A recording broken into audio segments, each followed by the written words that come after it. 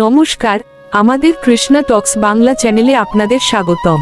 আজকের ভাবনা, ক্লান্তি আমায় ক্ষমা করো প্রভু। কখনো কখনো মনে হয় জীবনের পথে চলতে চলতে আমরা বড় ক্লান্ত হয়ে গেছি। কর্মের চাপ আর জাগতিক মায়া আমাদের আধ্যাত্মিক পথ থেকে দূরে সরিয়ে দেয়। এই ক্লান্তি এক ধরনের আলস্য, যা ভক্তির পথে বাধা সৃষ্টি করে।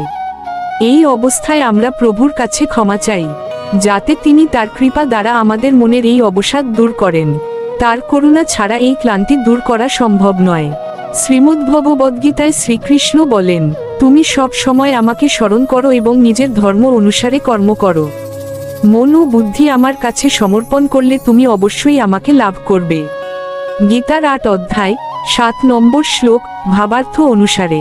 তাই সব ক্লান্তি তার চরণে সমর্পণ করুন। তাকে স্মরণ করাই হলো সব আলস্য থেকে মুক্তি পাওয়ার একমাত্র উপায়।